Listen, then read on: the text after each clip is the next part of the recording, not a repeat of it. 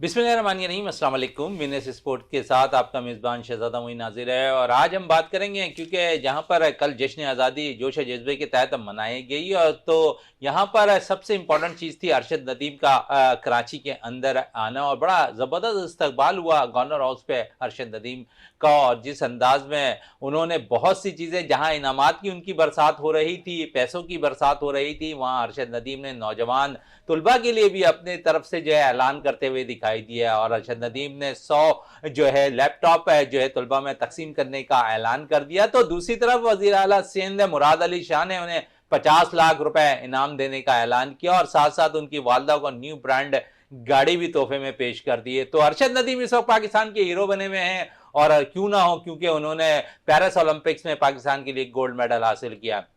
साथ साथ अगर हम बात करेंगे इस वक्त पाकिस्तान और बांग्लादेश के खिलाफ जो है टेस्ट सीरीज का आगाज होने वाला है, तो इस टेस्ट सीरीज के अंदर पाकिस्तान का कॉम्बिनेशन क्या होगा, कौन सी कॉम्बिनेशन के साथ पाकिस्तान क्रिकेट टीम जो है ग्राउंड में उतरेगी। क्योंकि इस वक्त अगर हम देखें तो जो टीम की 17 रुकनी टीम का ऐलान किया गया उसमें 6 फास्ट बॉलर्स हैं। अगर 6 फास्ट बॉलर्स की अगर मैं बात करूं तो उसमें से 3 जो मेरे जरा है वो ये कह रहे हैं कि 3 फास्ट बॉलर्स के साथ पाकिस्तान मैदान में उतरेगी और साथ साथ एक स्पिनर रेगुलर इब्रार अहमद के साथ ग्राउंड में उतरेगी। वो 3 फास्ट बॉलर कौन होंगे? 2 तो मैं आपको कंफर्म बता रहा हूं, शाहीन शाह आफरीदी और नसीम शाह, ये कंफर्म है। और तीसरे के लिए जो मेरे जराए बता रहे हैं वो मीर हमजा, जिन्होंने ऑस्ट्रेलिया के खिलाफ है सीरीज बड़ी जबरदस्त बॉलिंग का मुजाहरा किया था। तो मीर हमजा तीसरे फास्ट बॉलर की हैसियत से पाकिस्तान की 11 रुकनी स्क्वाड में टीम में शामिल होते हुए दिखाई देंगे। फिर पाकिस्तान के नौजवान और उभरते हुए ओपनर बैटर्स की बात कर लूं तो हुरैरा बड़ी जबरदस्त फॉर्म में है। पाकिस्तान शाहीन की जानिब से बड़ी जबरदस्त इनिंग खेली है उन्होंने,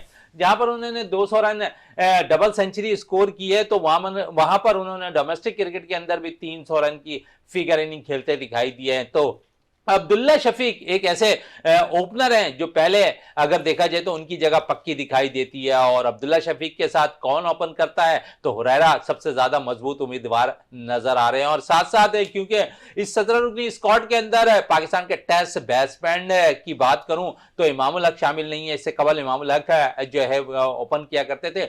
और फिर नंबर 3 पोजीशन की अगर मैं बात करूं तो शान मसूद नंबर 3 पोजीशन पर बैटिंग करेंगे। फिर पाकिस्तान क्रिकेट टीम के T20 के कप्तान बाबर नंबर 4 पोजीशन पर बैटिंग करते दिखाई देंगे। तो बहुत सी सूरत हाल है। और फिर अगर उसके बाद अगर देखें तो सऊद शकील हैं, सलमान अली आगा हैं। अब 2 विकेट कीपर में से कौन सा विकेट कीपर खेलता है यह आने वाला वक्त ही बताएगा, लेकिन जो कॉम्बिनेशन थी वो मैंने आपको तकरीबन बता दी। और साथ साथ पाकिस्तान शाहीन और बांग्लादेश एक के खिलाफ भी जो 4 रोजा मैच खेला जा रहा है, आज उसका आखिरी रोज है और तीसरे रोज है। बारिश के बाइस जो है खेल मुमकिन नहीं हो सका, लेकिन पाकिस्तान शाहीन ने बड़ी जबरदस्त कारकर्दगी इस मैच के अंदर भी दिखाई है। और फिर जिस तरह पाकिस्तान के बैटर्स की भी बात कर रहा था और सलमान अली आगे की बात करूं तो एक ऐसा उभरता हुआ पाकिस्तान के पास नौजवान फास्ट बॉलर आया है, बैटर्स आया है जिन्होंने बड़ी जबरदस्त परफॉर्मेंस का मुजाहरा किया है, क्योंकि उन्होंने अपनी अहलियत बॉलिंग से भी साबित कर दिया है। आया सऊद शकील, देखते हैं कि जो बड़ी जबरदस्त फॉर्म में रहे हैं इससे कबल और ऑस्ट्रेलिया के खिलाफ कुछ अच्छी बैटिंग का मुजाहरा नहीं कर पाए थे सऊद शकील। अब यहां पर होम सीरीज है और वाइस कैप्टन की हैसियत से भी पाकिस्तान ने टीम की वो नुमाइंदगी कर रहे हैं। तो क्या कुछ है वो कारकर्दगी दिखाते हैं पाकिस्तान और बांग्लादेश के खिलाफ सीरीज में, ये तो आने वाला वक्त ही बताएगा जब टेस्ट सीरीज का आगाज होगा। तो आज इस सूरताल पे बात करेंगे और हमारे साथ स्टूडियो पे मौजूद है यहाँ पर हमेशा की तरह जावेद इकबाल भट्टी साहब हमारे साथ स्टूडियो पे मौजूद है। जावेद साहब बहुत थैंक्स आपका। और साथ साथ पाकिस्तान की कॉम्बिनेशन की बात शुरुआत करते हैं, क्योंकि अगर हम देखें तो Pakistani team 3 fast bowlers, 1 spinners और बाकी जो है ओपनर्स और फिर मिडिल ऑर्डर पर जो बातें हो रही है बाबर के साथ साथ सलमान अली आगा होंगे, सऊद शकील होंगे। 2 विकेट कीपर में से 1 विकेट कीपर ने खेलना है, सरफराज या मोहम्मद रिजवान ने।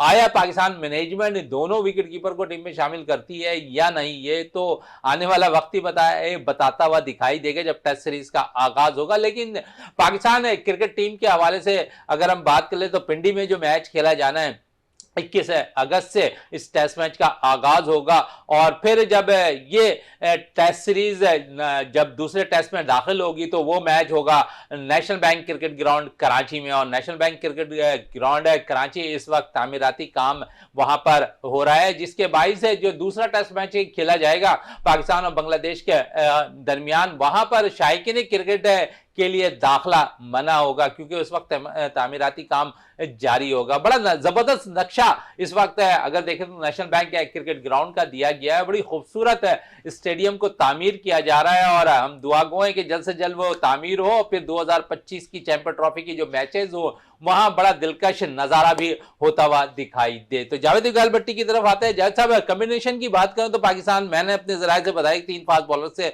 जा रहे हैं। आपके जराये क्या है, कितने फास्ट बॉलर के साथ जाएंगे? 6 फास्ट बॉलर टीम के साथ मुंसलिक हैं और उसमें अगर देखें तो मोहम्मद अली भी परफॉर्म कर रहे हैं, मीर हमजा भी परफॉर्म कर रहे हैं, साथ साथ है नौजवान फास्ट बॉलर्स की अगर बात करूं, नसीम शाह 13 माह बाद वापस आए हैं टेस्ट सीरीज के अंदर, वो भी परफॉर्म करते दिखाई दे रहे हैं। तो नसीम और शाहीन शाह आफरीदी तो मैंने आपको बात कर ली, दीगर फास्ट बॉलर्स के हवाले से क्या कहेंगे? बहुत शुक्रिया मोहन भाई, जिस तरीके से बड़ी आपने लंबी तहमीद बांध दी है, पूरा आपने वो स्ट्रक्चर पूरा टीम का निकाल के रख दिया खुद ही। लेकिन ये मैं ये देख रहा हूँ कि जिस तरीके से आप बात कर रहे हैं, जाहिर है 3 फास्ट बॉलर्स के साथ जाएगा, विकेट पे डिपेंड करते हैं। अगर बिल्कुल फास्ट विकेट अगर वो बनाते हैं तो हो सकता है 4 फास्ट बॉलर्स के साथ जाए। सबसे बड़ा सवालिया निशान जो ओपनिंग कौन करेगा, हुरैरा करेगा उनके साथ या शान जाएगा, ये अभी तक मुझे लग रहा है कि कोई डिसाइड नहीं हुआ। शान हो सकता है कि तीसरे चौथे नंबर पर खेले, क्योंकि बासित अली ने भी शान को मशवरा दिया था कि T20 फॉर्मेट या आप काउंटीज़ में जो ओपन कर रहे हैं आप अपना नंबर नीचे लेकर आए तो और अच्छी परफॉर्मेंस हो जाएगी। जाहिर है अभी जिस तरीके से 2 विकेट कीपर बैट्समैन जो है, अभी रिजवान को रिसेंटली देख लें तो रिजवान की परफॉर्मेंस अच्छी है, और सरफराज ने जहाँ से छोड़ी थी वहीं से अगर स्टार्ट करते तो सरफराज अहमद की परफॉर्मेंस बहुत शानदार है। अब ये जब 11 रुकनी स्क्वाड का ऐलान होगा, जब पहला मैच होगा, तो वहाँ से इनके खदोखाल निकलेंगे आया कि ये किस तरीके से मैनेज करते हैं, किस प्लेयर्स को खिलाते हैं। अभी नसीम शाह और शाहीन का तो आपने कह दिया। तीसरा अगर देखें, खुर्रम शहजाद भी है, आमिर जमाल भी है और आपके पास मीर हमजा भी है, लेकिन आपको एक ऑलराउंडर डालना होगा। मैं ये देख रहा हूँ कि आमिर जमाल अगर फिट होते हैं तो इन दोनों के साथ आमिर जमाल जो है वो जो है टीम का हिस्सा होंगे। और जिस तरीके से आपने कहा है कि तीसरा बॉलर, तो मेरी चॉइस तो यही है कि अगर एक जगह जो है ऑलराउंडर्स की बनती है तो आमिर जमाल हिस्सा लेंगे। अब मसला आ रहा है सरफराज अहमद का। सरफराज अहमद का उन्होंने आप ये 4 रोज़ा मैच खिला दिया है। आज उनकी बैटिंग आनी थी वो भी नहीं आ सकी, सारा दिन बारिश की नज़र हो गया। और शाहीन के ये जो आज का दिन ज़ाया होगा, चौथा दिन ये सब जो ड्रॉ में चला गया, तो परफॉर्मेंस बताएगी कि कौन सा प्लेयर कहाँ खड़ा है जब अनाउंस हो जाएगा। और सलमान अली आगा की जिस तरीके से आपने बात की, वो बहुत ही ज़्यादा फ़ायदेमंद है पाकिस्तान क्रिकेट टीम के लिए, क्योंकि निचले नंबर पे मिडल मराकर बहुत अच्छे वो रन्स भी करता है, और जब विकेट दरगार होती है अगर आप उसे बॉलिंग दें तो विकेट भी आपको लेकर देता। तो हो सकता है अबरार अहमद के साथ आपको सिर्फ ये दोनों ही स्पिन करते हुए नजर आए पहले टेस्ट में, और फिर आपको पता पिंडी में पहला टेस्ट है और आपको पता वो बिल्कुल बैटिंग फ्रेंडली विकेट थी इससे पहले। लेकिन अब जो क्रिकेटर उन्होंने नया जो लिया है, हेमिंग जो आए हैं, आया उनसे फास्ट विकेट बनवाई गई है या उसी तरीके का ट्रैक है, क्योंकि पिंडी के ट्रैक पे हमेशा से बहुत हाई स्कोरिंग होते हैं, ज्यादा रन बनते हैं। वहां तो T20 में भी 220-230 रन बनते रहे। तो ये देखना होगा, आया हमारे अगर पहली बैटिंग अगर हम कर लेते हैं, जिस टीम ने वहां पहली बैटिंग करके स्कोर लगा लिया, तो मैं ये देखूंगा कि दूसरी टीम जो है ना पूरे मैच में दबाव में आ जाएगी। क्यों? आपने रन इतने लगा देने कि उसके बाद आपके बॉलर्स के पास जो है बिल्कुल हौसला भी बढ़ जाएगा और वो फिर ताज़ा दम होकर आप पर हमलावर होंगे। तो लग यही रहा है कि पहला टेस्ट जो है वो डिसाइड करेगा कि आगे ये 11 प्लेयर खेलते हैं या जिन नए प्लेयर्स का ऐलान हुआ है उन्हें भी टीम में चांस मिलता है या नहीं मिलता। चले, चांस मिलता है या नहीं मिलता है ये तो आने वाला वक्त ही बताएगा, लेकिन ये मौका है पाकिस्तान के लिए जो है टेस्ट मैचेस के लिए जो है नए खिलाड़ियों को मौका देने का। और जिस तरह मौके देने की बात आ रही, तो मेहरान मुमताज को आपने पाकिस्तान शाहीन के लिए रखा लेकिन आपने उन्हें मौका फराहम नहीं किया।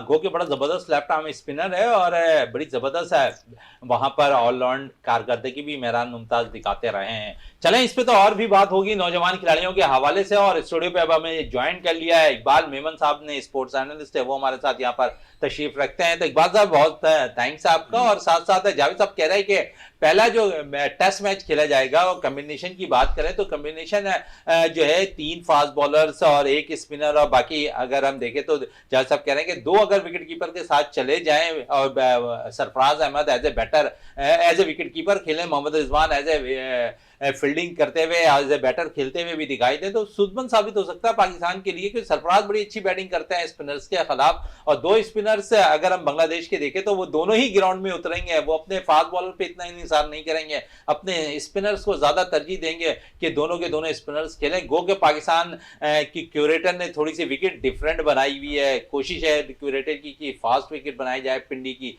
जहां पर फास्ट बॉलिंग में हेल्प होती हुई नजर आए। बिल्कुल, हमने पिछले प्रोग्रामों में भी कहा था कि जो है पाकिस्तान 3 फास्ट बॉलर्स के साथ और 1 स्पिनर के साथ, लेकिन अगर वो जो है रिजवान और सरफराज को रखते हैं तो दोनों बैटिंग भी अच्छी करते हैं, और एक जो है Sarfaraz is the best wicket keeper इस वक्त भी। और ये है कि उनको मतलब बैलेंस इसी तरह रखना पड़ेगा।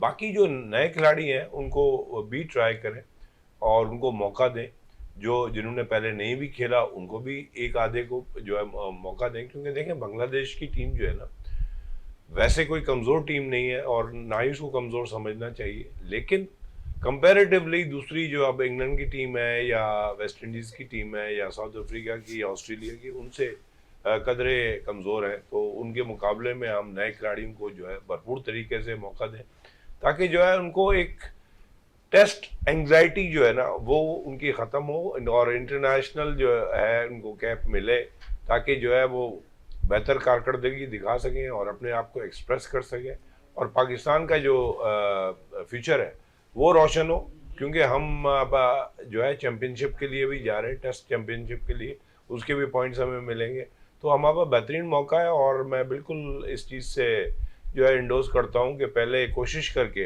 बैटिंग की जाए, क्योंकि पिच जो है फिर आगे डिटेरिएट होगी, 5 डे टेस्ट मैच है, तो बेहतर ये है कि आप जो है बैटिंग करके रन्स का अंबार लगा दें और उसके बाद जो है बॉलिंग जो है करें। अच्छा इकबाल साहब, आप कह रहे हैं कि पहले हम बैटिंग कर रहे हैं और नौजवान खिलाड़ियों की भी आप बात कर रहे हैं, ये मौका है कि नौजवान खिलाड़ियों को हम मौका फराहम करें, तो इसमें आप समझते हैं हुरैरा डबल सेंचुरी पाकिस्तान शाहीन से डोमेस्टिक में 300 कर चुके हैं और ये मौका है हुरैरा को चांस देने का, तो आप समझते हैं अब्दुल्ला शफीक के साथ हुरैरा जो है ओपन करते दिखाई दे रहे हैं आपको?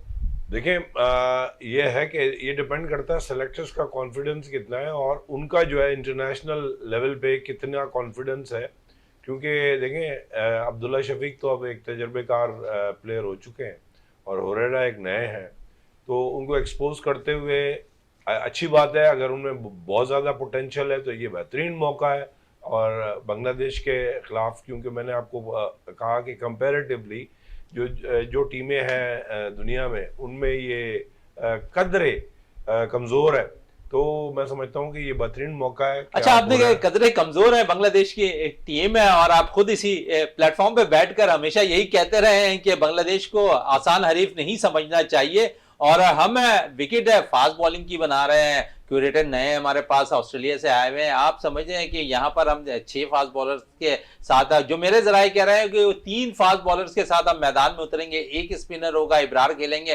3 फास्ट बॉलर्स में शाहीन शाह अफरीदी, नसीम शाह, मीर हमजा खेलते दिखाई देंगे, फिर ऑलराउंडर में आमिर जमाल खेलते हुए दिखाई देंगे। तो दूसरी तरफ अगर हम देखें तो बांग्लादेश की टीम में आप कह रहे हैं कि थोड़ा सा तरनवाला नहीं साबित होगी, और क्योंकि पिछले जितने प्रोग्राम में आपने सब में यही कहा है कि इतना आसान हरीफ नहीं है, तो सबसे बड़ा इंपॉर्टेंट उनके पास एडवांटेज है कि उनके दोनों जो स्पिनर्स हैं वो हाल में बड़ी जबरदस्त कारकर्दगी दिखाते रहे हैं। तो यहाँ पर आप इब्रार बामुकाबला 2 स्पिनर्स बांग्लादेश के करते हैं और स्पिनर्स को हमारे बैटर्स कोई खास अच्छी अंदाज में नहीं खेल पाते हैं। बिल्कुल, आपकी बात सही है, और मैंने आपको कहा ना कि स्पिनर्स पे उनका इंसार भी है, और दूसरी बात यह कि वो अपनी जो भी उनकी टीम है वो कोशिश करके गेम को रेस करते हैं और जो है अपनी ओपोनेंट्स को लिए टफ जो है ना वो होते हैं। और अच्छा, दूसरी बात ये कि उनके जो विकेट के टेकिंग स्पिनर्स हैं वो रन्स को रोकते भी हैं और जो है ना बॉल को फंसा देते हैं, तो इस वजह से हमारे बैट्समैन भी परेशान हो सकते हैं उसमें। तो ये है कि सिर्फ स्पिन का जो स्किल नहीं है उनके पास रन रोकने का भी स्किल्स है और फील्डिंग में भी वो काफ़ी शार्प है। तो हमारे खिलाड़ी जो है ज़्यादातर खुल के खेलने वाले हैं, तो उनको जो है प्रॉब्लम होती है। तो इसी वजह से हम ये भी एक्सपेक्ट कर रहे हैं कि अगर सरफराज खेलेंगे तो सरफराज स्पिनर्स को बहुत अच्छा खेलते हैं और वही सऊद शकील अच्छा खेलते हैं, बहुत सलमान अच्छा अली खेलते हैं। आगा, हमारा जो मिडिल ऑर्डर है वो बड़ा अच्छा खेलता है, खासकर मैं 3 बैटर्स के इसलिए बिल्कुल। नाम ले रहा हूँ। बाबर इतना खास नहीं खेलते स्पिनर्स को, लेकिन आप सलमान अली आगा बड़ी जबरदस्त खेलते हैं, सऊद शकील बड़ी जबरदस्त खेलते हैं स्पिनर्स को, साथ साथ सरफराज सबसे अच्छा। इन तमाम बैटर्स की अगर मैं बात करूं ना, जितने बैटर्स की ऐसे टीम में खेल रहे होते हैं, उनमें सबसे अच्छा बैटिंग का मुजाहरा जो स्पिनर्स के खिलाफ करते हैं वो सरफराज अहमद है। बिल्कुल शहजादा, लेकिन ये कि आउट होने के लिए सिर्फ एक ही बॉल चाहिए होती है, और अगर एक ही बॉल जो है ना वो चाहे क्लिक कर जाए तो बड़े बड़े खिलाड़ी जो है बैठ जाते हैं। तो मैं यही कह रहा हूँ कि एक तो डिपेंड करता है नई पिच है कि वो कैसा खेलेगी, और मतलब उसका पिच का जो है मिजाज क्या होगा, रिस्पॉन्स कैसा और आएगा, कैसा रिस्पॉन्स देती है, ये भी एक चलें चीज है। रिस्पांस कैसा देती है इस पे और जावेद साहब से भी बात कर लें। जावेद साहब, तेज विकेटें हैं, क्यूरेटर कह रहे हैं कि तेज विकेट होगी, और अब थोड़ी सी मॉडर्न क्रिकेट हो गई है, और अब देखें तो न्यूजीलैंड भी मॉडर्न क्रिकेट खेल रहा है, इंग्लैंड भी मॉडर्न क्रिकेट खेल रही है टेस्ट मैचेस के अंदर। और अभी हाल ही में आपने देखा कि वेस्ट इंडीज और इंग्लैंड की जो सीरीज हो रही थी उसमें किस किस्म के रन के अंबार लग रहे थे। आप समझते हैं कि पाकिस्तान की ऐसी विकेटें बनेंगी जहां रन के अंबार भी लग रहे होंगे, विकेटें भी गिर रही होंगी और मैच के नतीजे भी सामने आ रहे होंगे? बिल्कुल मोइन भाई, जैसे अभी इकबाल भाई बात कर रहे थे बांग्लादेश की टीम के बारे में, बांग्लादेश की टीम भी तगड़ी टीम है। हमारी कौन सी हाई फाई ऊपर चल रही है, हमारा भी वही हाल चल रहा था पिछले 2-2.5 साल से। लेकिन ये है कि मैच तो दिलचस्प होगा। अब बकौल क्रिकेटर के ये फास्ट विकेट बनाई है, वो पहले दिन ही उसका बिहेवियर पता चल जाएगा। देखें अभी आप बात करते हैं स्पिनर्स की, बांग्लादेश के बाद ताजुल इस्लाम और मेहदी हसन, ये दो ऐसे बॉलर्स हैं। हाल ही में इन दोनों ने, अगर इन दोनों के मैचेस उठा के देखें तो ये कभी ड्रॉप नहीं, कंटिन्यू करते आ रहे हैं। 350 आउट कर चुके हैं वो दोनों स्पिनर। तो पाकिस्तान ने इसीलिए उनके हिसाब से फास्ट विकेट बना दें। अगर फास्ट ही विकेट बनाएंगे तो हमारे बॉलर्स को भी उधर रिजल्ट देना चाहिए, और उनके भी फास्ट बॉलर्स हैं। फारूकी बड़ी जबरदस्त बॉलिंग का मुजाहरा करते हैं वहां से, और इतना आसान नहीं होगा पाकिस्तानी बैटर्स सादत को। है, हाँ उनके 2-3 प्लेयर्स हैं बहुत अच्छी फास्ट बॉलिंग करते हैं, बहुत स्विंग है उनके पास भी। मैं ये देख रहा हूँ कि पिंडी की विकेट आप जितना भी कह लें कि फास्ट बना रहे हैं, फास्ट जरूर बना लेंगे, लेकिन वो बैट्समैन को सपोर्ट करेगी, फ्रेंडली विकेट बनती है, क्योंकि वो सतह समंदर से बहुत ऊंचाई पर है पिंडी का ग्राउंड, और वहां रन्स बनते हैं। और ये बांग्लादेश की टीम जो है आपको बिल्कुल टफ टाइम देने आई है। जिस तरीके से वो हालात से गुजर कर आई है, और फिर पाकिस्तान क्रिकेट बोर्ड ने जो उन्हें पहले बुला लिया, यहाँ वो आके अपनी प्रैक्टिस कर रहे हैं, वो बिल्कुल माहौल में एडजस्ट हो गए। आप ये ना समझें कि वो अभी टीम आई है तो वहीं ट्रेनिंग कर वो आपके मुल्क में ट्रेनिंग कर रही है, एडजस्ट हो गई, और अच्छे मैचेस देखने को मिलेंगे। पिंडी के ग्राउंड में हमेशा से ये रवायत रही है कि वहाँ बड़े बड़े स्कोर बनते हैं। आपको पता है इंग्लैंड का हैरी ब्रूक जो है वो पिंडी ही की ग्राउंड में जो उसने डबल सेंचुरी भी की, 100 भी कर दिए दोनों इनिंग में, और उसके बाद से जो है वो मुस्तकिल जो है इंग्लैंड की टीम का रुकन बन गया, इंग्लैंड की टीम का रुकन बन गया। और आप बात कर रहे हैं पिंडी की विकेट के हवाले से, इकबाल साहब थोड़ी सी बात करेंगे नौजवान खिलाड़ियों की, और हम खासकर अपने प्लेटफॉर्म से नौजवानों के लिए काफ़ी आवाज़ें उठाते भी रहे हैं। मेहरान मुमताज़ के हवाले से काफ़ी मैं बात करना चाहूँगा। इससे कबल भी मैंने काफ़ी बातें की मेहरान मुमताज़ के हवाले से कि उसे मौका देने का वक्त आ गया। आपने 4 रोज़ा मैच खेला है यहाँ पर बांग्लादेश ए के खिलाफ, वहाँ भी आपने उन्हें मौका नहीं दिया। क्या आपके प्लान में, पाकिस्तानी सिलेक्टर मैनेजमेंट के प्लान में बैठा हुआ है कि अगर मेहरान को हम खिला देते हैं तो शायद बांग्लादेशी बैटर्स उनसे जो है बहुत कुछ उनकी बॉलिंग को सीख सकते हुए दिखाई देंगे? तो आप समझते हैं एक ऑप्शन पाकिस्तान ने मेहरान मुमताज़ की सूरत में रखा है कि ठीक है, क्योंकि किसी वक्त भी कोई भी खिलाड़ी इंजर्ड हो सकता है, लेकिन एडवांटेज अगर हम देखें तो दोनों टीमों को यहाँ पर है। बांग्लादेश ए की टीम भी पाकिस्तान में मौजूद है, बांग्लादेश की टीम भी पाकिस्तान में मौजूद है, तो दोनों ही टीम के, क्योंकि पाकिस्तान के तो होम सीरीज है, किसी वक्त भी किसी भी खिलाड़ी को तलब कर सकते हैं और कोई भी खिलाड़ी अनफिट हो सकता है, तो यहाँ तो एडवांटेज है। लेकिन मैं खासकर मेहरान मुमताज़ की बात करूंगा, क्या मैनेजमेंट के जहन में ये चीज़ बैठी हुई है कि हम अगर मौका मेहरान को देते हैं तो शायद बांग्लादेशी बैटर्स उनकी बॉलिंग को समझ जाएंगे, और फिर जब टेस्ट मैचेस का आगाज होगा, अगर हम उनकी जहनों में है कि हम उन्हें आगे फ्यूचर में खिलाने के उसमें हैं, तो शायद ये एक अच्छा फैसला भी आप समझते हैं, या फिर आप समझते हैं कि अगर मेहरान को खिला देते तो थोड़ा सा वो वार्म अप हो जाता मैचेस के लिए? देखिए, एज ए क्रिकेटर और एज ए एनालिस्ट हम समझते हैं कि आपको हर शोबे में प्रैक्टिस की ज़रूरत होती है, और एक कॉन्फिडेंस बिल्ड होता है आपका, और ये स्पिन जो है वो एक स्किल है। और जितना भी आप इंटरनेशनल लेवल पे, क्योंकि देखें पाकिस्तान शाइन की अगर बात करें तो वो भी एक इंटरनेशनल गेम है, और उसमें जो एंग्जाइटी होती है तो उसके अंदर आप जब कॉन्फिडेंस गेन करते हैं तो फिर उसी के साथ भरपूर तरीके से जो है ना आप टेस्ट मैचेस में भी जाते हैं। तो मैं समझता हूँ कि उनकी ठीक है, अगर वो ये सोच है तो मुझे नहीं पता कि वो उसको एज ए मिस्ट्री स्पिनर रखना चाहते हैं, लेकिन ये कि पास में भी हमने देखा कि इब्रार को भी हमने ये मिस्ट्री स्पिनर के तहत लेके गए थे और वो मिस्ट्री अभी तक मिस्ट्री ही रह गई। तो मैं नहीं समझता कि अभी भी कोई इनका जब प्लान जो है कोई इतना मजबूत नज़र आ रहा है, लेकिन ये कि अगर वो डायरेक्ट उसको टेस्ट क्रिकेट में लेके आ रहे हैं तो फिर इब्रार का क्या होगा, क्योंकि या तो फिर वो 2 स्पिनर्स के साथ जाएं, ठीक है ना। इकबाल भाई, इससे पहले भी हमेशा से हम 2 स्पिनर्स के साथ ही जाते रहे, लेकिन मैं तो ये समझ रहा हूँ कि हमारी जो मैनेजमेंट है इनका वही पुराना ही प्लान चला हुआ आ रहा है कि भाई नहीं, चांस नहीं किसी को देना, हार की खौफ में खेलना है, बिल्कुल हमारे सीनियर्स ही खेलेंगे, कोई किसी को नए प्लेयर को चांस नहीं देना। ये पिछले 6-7 सालों से होता क्या आ रहा है, वही गिने चुने जो प्लेयर है वही खेल रहे थे, उन्हीं के आने वाले खेल रहे थे। कोई एक प्लेयर बताते जो जिसको उन्होंने ग्रूम किया हो या उसको मैच खिलाया हो, चाहे वो T20 क्रिकेट हो, वनडे क्रिकेट हो या टेस्ट क्रिकेट हो, हम बिल्कुल वही पुराना ही मुझे चल रहा सिस्टम चल रहा है, किसी को चांस नहीं दे रहे। तो इसका मतलब यही है कि अपना जावेद साहब के वो जो है ना इतने हेजिटेंट हैं और घबराए हुए हैं कि वो चांस अपने ऊपर लेना नहीं चाहते कि अगर कोई फ्लॉप हो जाता है तो उनके ऊपर बात आ जाती है। तो मैं समझता हूँ कि वो कोई भी चैलेंज लेना नहीं चाहते, और जब सेलेक्टर्स चैलेंज नहीं लेना चाहते तो फिर क्या होता है कि यंगस्टर्स जो है उनको मौका नहीं मिलता। तो यंगस्टर्स को मौका देना चाहिए, और उस वक्त देना चाहिए जब वो भरपूर तरीके से जो है ना वो गेम खेल रहे हों। और इस वक्त आपने शहजादा जिन खिलाड़ियों का नाम लिया वो सब इस वक्त भरपूर तरीके से फॉर्म में है, और ये मौका है कि आप उनको मौका दें।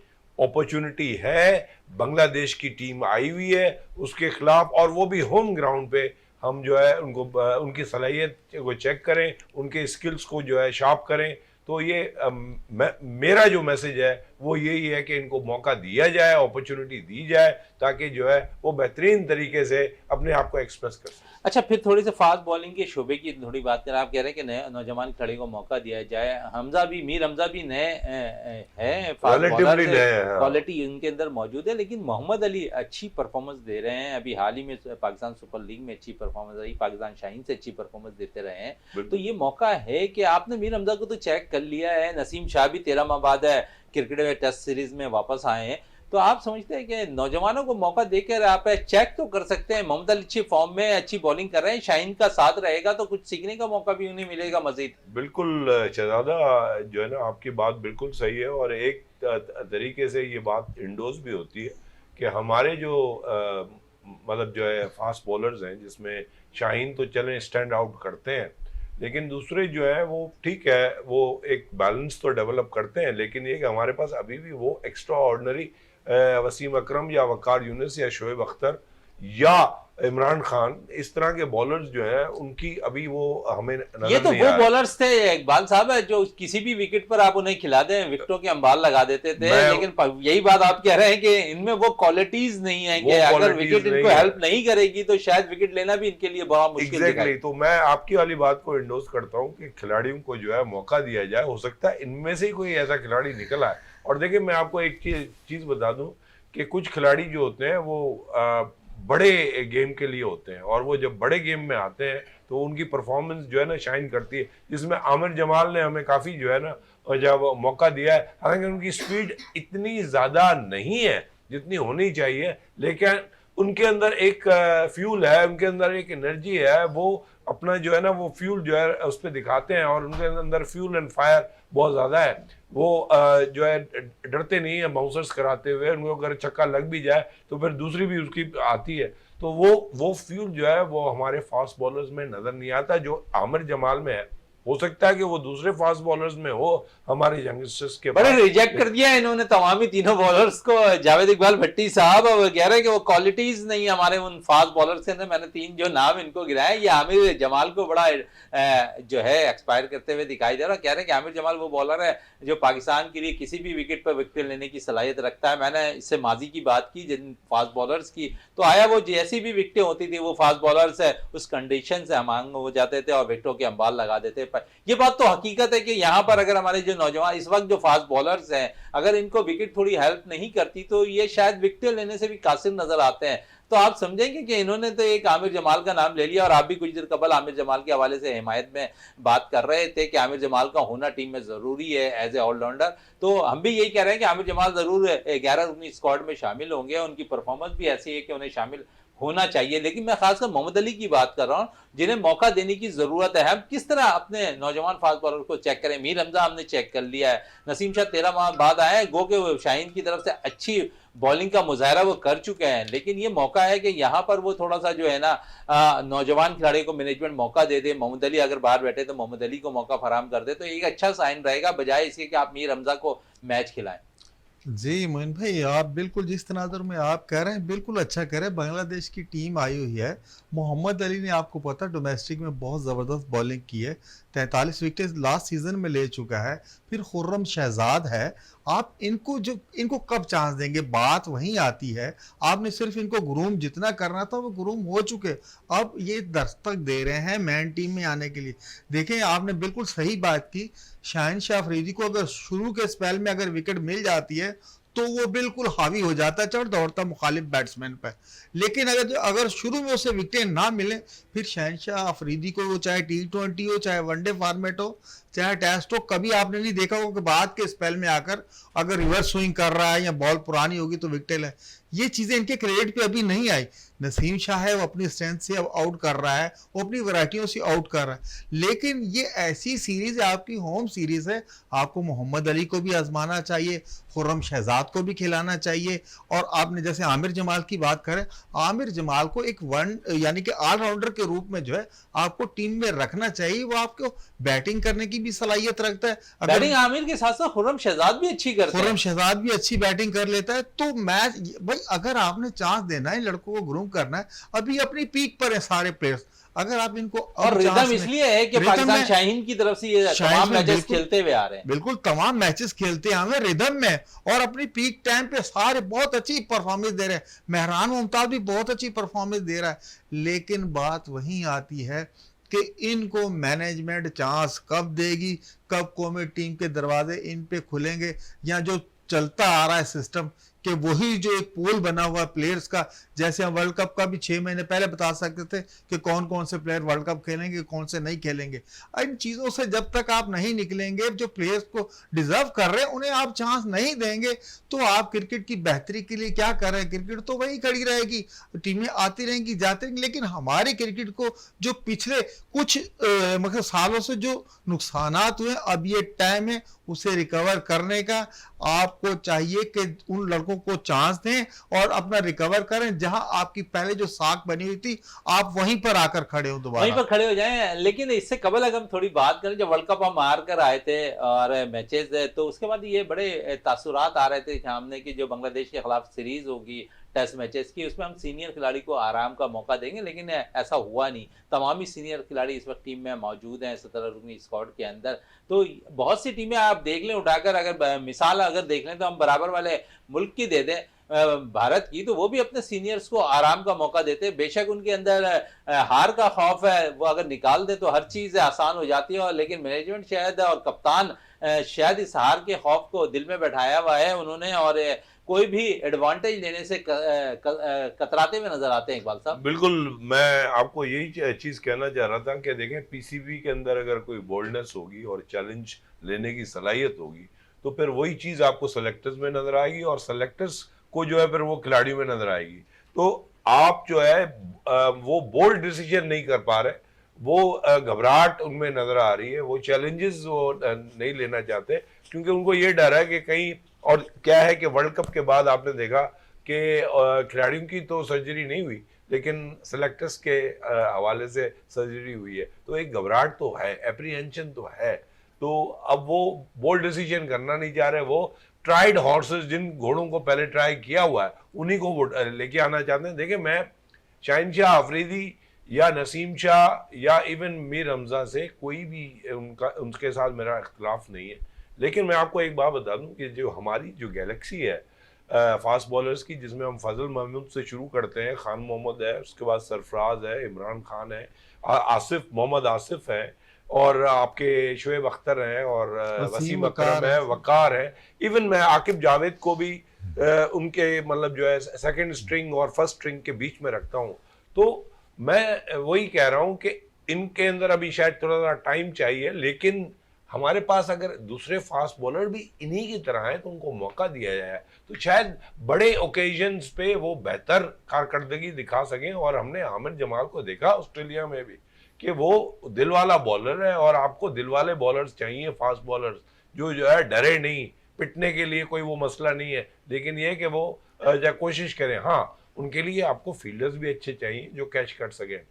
लेकिन आपको देखें, आमिर जमाल हो सकता है कि अब उसकी स्पीड और भी मजीद बढ़ जाए, और इसी तरह के जो फास्ट बॉलर्स हैं ना वही आपको इम्प्रेशन क्रिएट करते हैं। और बाकी हाँ ठीक है, मोहम्मद आसिफ जैसा अगर बॉलर है जो एक्यूरेट भी हो है, स्विंग भी कराता है दोनों तरफ जो है, जब बॉल को घुमाता है, तो वो बॉलर भी हमारे लिए बड़े कामयाब है। तो ये चीज़ हमने मोहम्मद अली में भी देखी है, स्पीड भी है और दोनों तरफ जो है बॉल को, और वो अंदर ज़्यादा लेके आता है। तो ये चीज़ जो है ना वो हमारे लिए बड़ी कामयाब हो सकती है। लेकिन यह कि हमें थोड़ा सा बोल्ड स्टेप लेने पड़ेंगे और सेलेक्टर्स को जो है थोड़ा सा हिम्मत करनी पड़ेगी। चलें, सेलेक्टर्स को हिम्मत करनी पड़ेगी और बोल्ड स्टेप लेने होंगे, नौजवान खिलाड़ियों को मौका फराम करना होगा ताकि उनकी सलाहियतें उजागर होती हुई नज़र आएँ। अगर वो उम्दा परफॉर्मेंस देते हुए नज़र आएंगे तो पाकिस्तान के लिए अच्छे प्लेयर्स होते हुए भी नज़र आएंगे, और उनके अंदर कितनी सलाहियतें हैं वो सब चीज़ें सामने आती हुई नज़र आएगी। सलाहियतों की बात हो रही है तो अरशद नदीम ने वो कर दिखाया है था पेरिस ओलंपिक्स के अंदर के शायद एक तारीख जो उन्होंने 118 साल तारीख है रकम की है, तोड़ा है रिकॉर्ड को।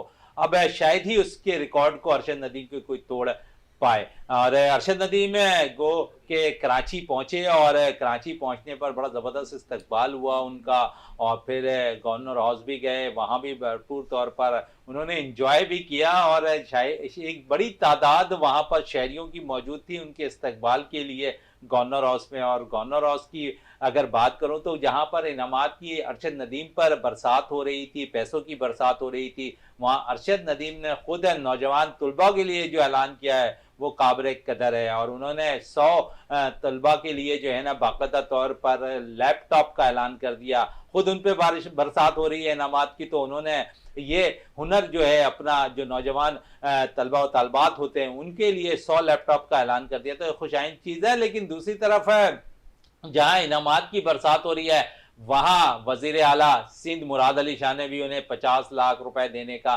ऐलान किया, और साथ साथ उनकी वालदा के लिए नए मॉडल की एक गाड़ी भी तोहफे में दी है। तो बहुत कुछ है अरशद नदीम के लिए, और भी अभी बाकी है। अरशद नदीम की अभी शुरुआत है, इनामात की बरसात है, और अरशद नदीम ने बड़ा ज़बरदस्त काम किया। फिर जहाँ पर गवर्नर हाउस गए, फिर अगले दिन वो जो है मज़ार कायद भी पहुंचे, वहाँ फातह खानी की मज़ार कायद पर। तो सब कुछ अरशद नदीम के हक में इस वक्त जा रहा है। और इसी पे थोड़ी, क्योंकि मैं इकबाल साहब से बात करना चाहूँगा, इकबाल साहब मैं अक्सर प्रोग्राम में कह रहा हूँ इनामात की बरसात अपनी जगह अरशद नदीम पे, लेकिन हमें तवज्जो देने की ज़रूरत है मज़ीद अरशद नदीम बनाने की। तो बनाने के लिए हमारा इंफ्रास्ट्रक्चर ऐसा नहीं है कि हम उस पर काम कर सकें। अब तक इनामात पे आप देख लें कि कितनी इनामात की बरसात हो चुकी है। अगर ये थोड़ी सी तवज्जो स्पोर्ट्स कॉम्प्लेक्स पे दे दें, और ख़ासकर मैं स्पोर्ट्स कॉम्प्लेक्स के साथ साथ पाकिस्तान स्पोर्ट बोर्ड कराची की थोड़ी बात कर लूँ, तो वहाँ का जो ट्रैक है, गद्दे हैं, वो ख़त्म होकर रह चुके हैं।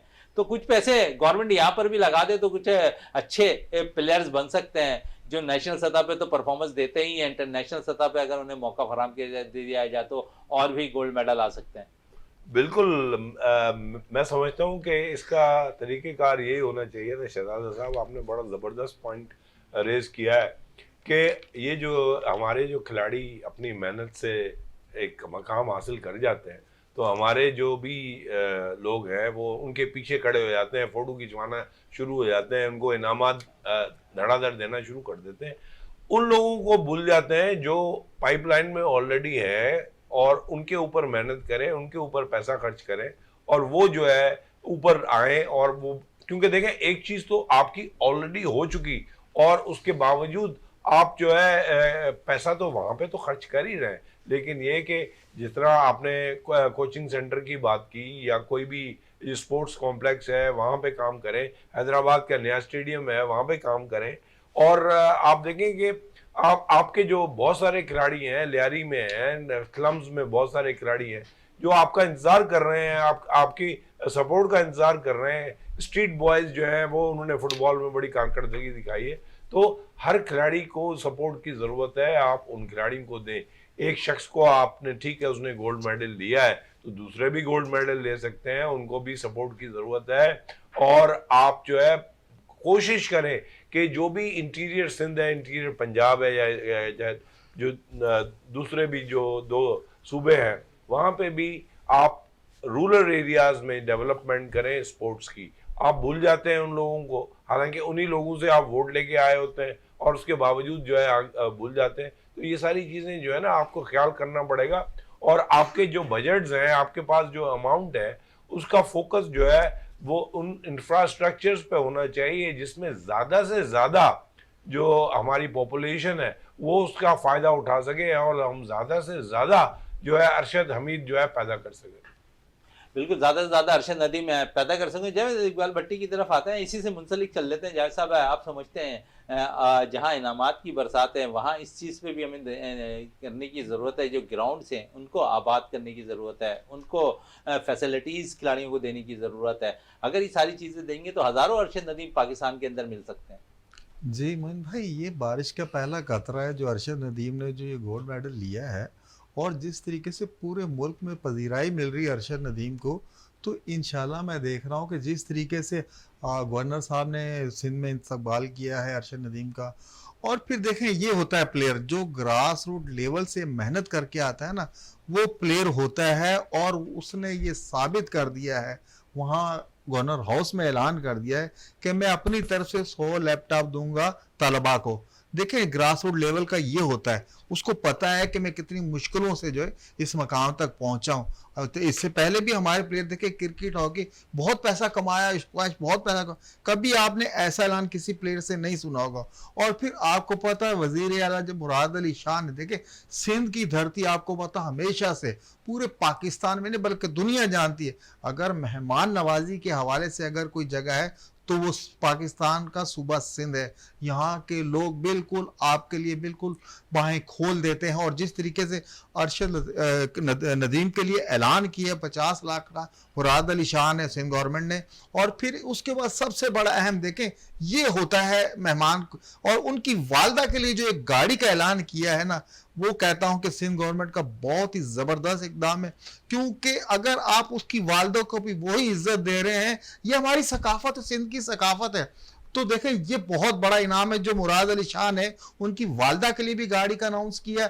और फिर जिस तरीके से अरशद नदीम ने मेहनत की है, अरशद नदीम जो है बिल्कुल रोल मॉडल बनता जा रहा है तलबा का। पहले कोई नहीं जानता था कि जेवलिन थ्रो क्या है, नेजाबाजी क्या है, लेकिन अब अवेयरनेस आ रही लोगों में। अब ना सिर्फ लोग शहनशाह अफरीदी या बाबा या शाहिद अफरीदी, अब अरशद नदीम का भी सोच रहे हैं बच्चे उस जगह पे चल निकलें।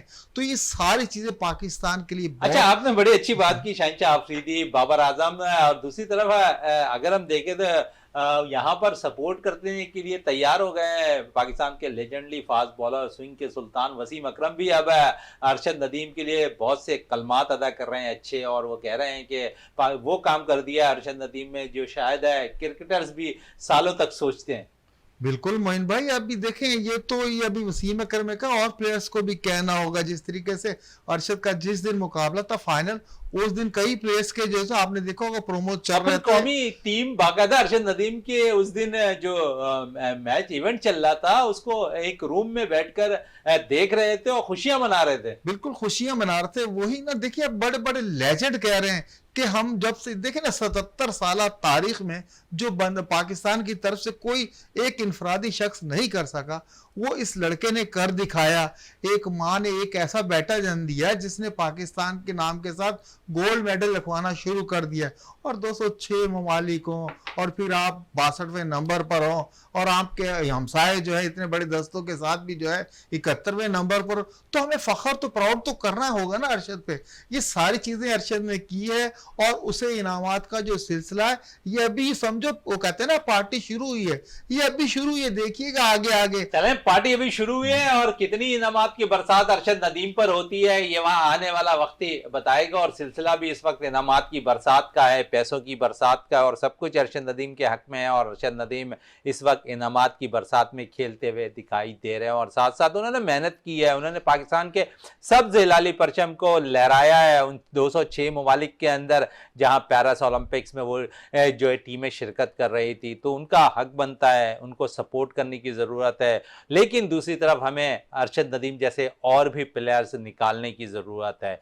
हमारी दुआ है कि जब पेरिस ओलंपिक्स के में जहां अरशद नदीम ने कारनामा अंजाम दिया, जब 2028 में ओलंपिक्स का इनेकाद हो तो वहां दस्ता 7 रुकनी ना हो, वहां पर दस्ता 100 से ज़ायद का पाकिस्तानी टीम का हो और इसी तरह अरशद नदीम की तरह वहां पर खिलाड़ी भी अपनी कारकर्दगी दिखाते रहें, मेडल्स हासिल करते रहें और पाकिस्तान के सब्ज हिलाली परचम को लहराते रहें। इकबाल मेमन साहब आपका बहुत बहुत शुक्रिया, साथ साथ जावेद इकबाल भट्टी साहब आपका बहुत बहुत शुक्रिया। प्रोग्राम का अख्तिताम करते हैं इस दुआ के साथ कि पाकिस्तान में खेल और खिलाड़ी तरक्की करते रहें और पाकिस्तान का सब्ज हिलाली परचम दुनिया भर में रोशन रहे। इसी के साथ अपने मेज़बान शहजादा मोइन को इजाज़त दें।